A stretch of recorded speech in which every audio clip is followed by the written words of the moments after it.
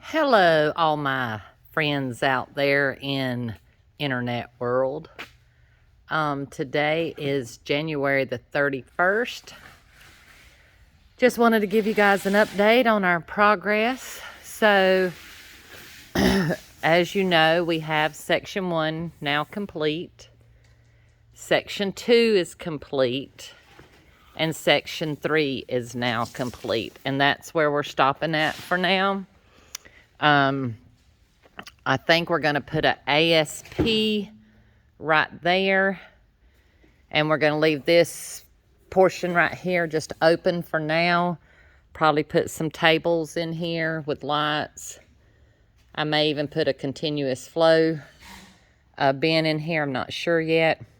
But all of my bagsters now have cocoons and babies in them, except for about 8 of them. We started sifting this last row because we started seeing a whole bunch of babies already hatched out, kind of got ahead of us. And so we needed to get those out. We've got about a quarter of section 2 with bins in it, and about half of those actually have worms in them. We do have more worms going in those, and we still have about 1,600 tubs here to fill. But I wanted to kind of show you what Michael's got going on over here for me. He's put up new lights. Let me show y'all this. This is awesome. He's put me up double rows of LEDs. So these rows are very lit up now. We can actually see what we're doing, checking on the worms. And it's all the way down on these 2 sections. He's got that first section up there to do. And then we got to figure out what we're going to do over these grow out bags, bagsters here. What about that little board in front? Maybe one of the boards. Yeah, here we go. Yeah. Where it came. So he's making me shelves on these that were too small at the ends here to fit our trays in. So he's making me shelves here to put my grow out bags on. And so I'm super excited about that. He's put me a little slant on them so that when we water them, the water can run off if we overwater. So he's got that going on. That's one of the things he's working on today. And we've already started these new beds here. And as you can see, we only have material in half of the bag because we don't have worms. We just have babies in here. And so this is what we've already sifted out. And like I said, we have enough. We've got probably, let's see, 4, 8, maybe 12 bags that we haven't done yet. And we'll have worms in all of them at that point. Our grow out bags, we decided to put them, set them in these bins because the babies were actually coming through the bottom. And so now they can actually go into some material. So I still believe they'll make great grab and go bags. You just might want to sell them a little bit faster than having time for those babies to hatch, because they follow that moisture, and when they sit on a shelf, that moisture puddles in the bottom, and that's where they like to go to. We started sifting these in our trommel here, but we were losing too many of the babies. And when I say losing them, they were getting hung in the 1/4-inch screen, and they would stick to the sides as they were coming out. So we went back to my handy dandy sifters, hand sifters. I tell you, you just can't beat these hand sifters. The only drawback to them, I'll go ahead and tell you, are your wheels will get this stuff in them, and then they'll kind of quit turning, and they'll flatten on you. So these wheels are really, really cheap. So just know if you buy one of these, you're going to need to replace wheels after a few months. But they're so inexpensive, and they really do make life a whole lot easier. I mean, I'm sifting thousands of bins with them, so I wouldn't be doing that if it wasn't saving me time. But we are seeing tons and tons and tons of babies in this material. And see if you can, if it'll focus. See if you can see that baby. Right, no, right there he is. Right there's one.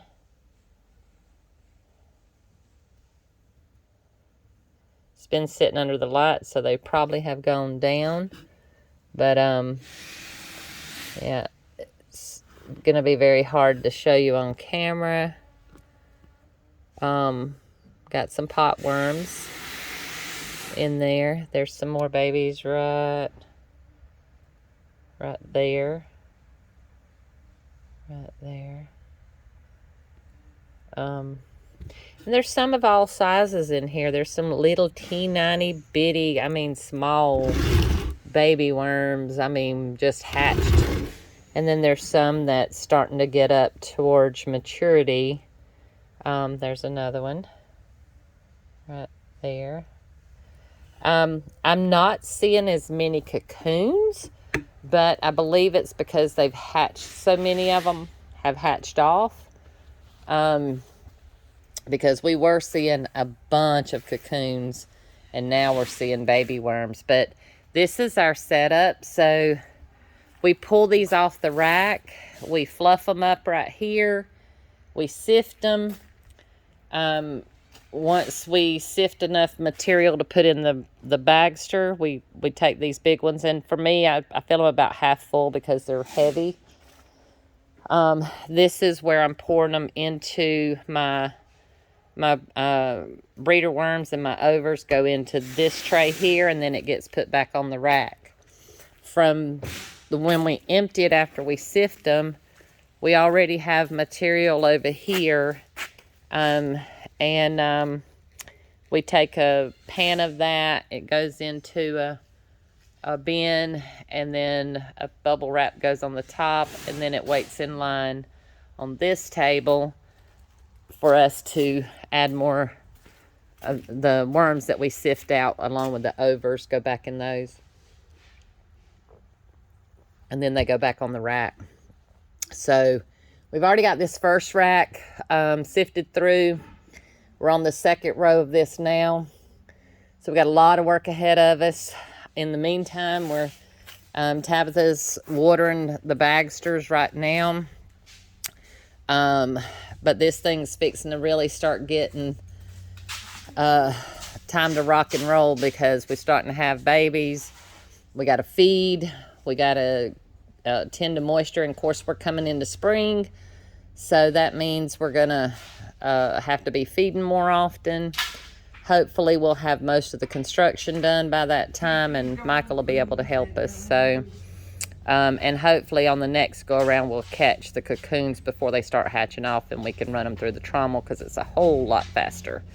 But I don't want to lose my babies. I don't like killing any of my worms. So if you guys have any comments or ideas on how we could make this go any faster, more productive, I'm open to listening to what anybody has to say.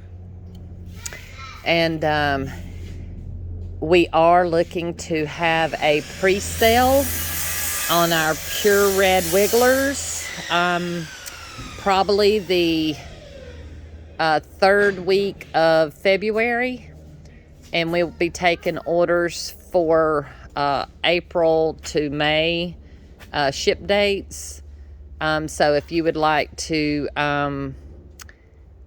know when that comes out, you need to go over to memesworms.com and sign up for our newsletter, because that's how we'll be announcing it. And that way you won't miss out on when we have that sale for the pure red wigglers.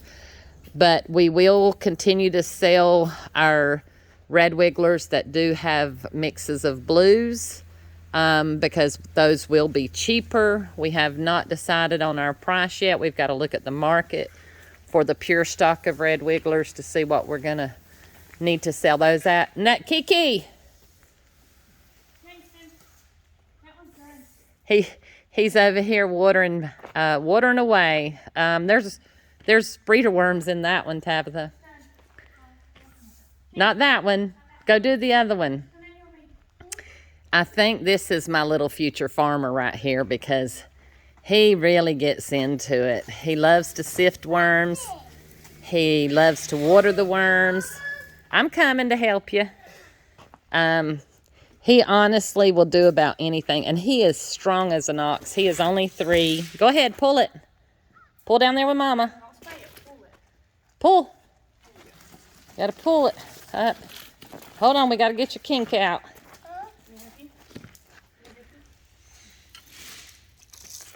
All right, there we go, Mama. And there's Tabitha, big as a barrel. She's about to pop. She's so ready to have this baby.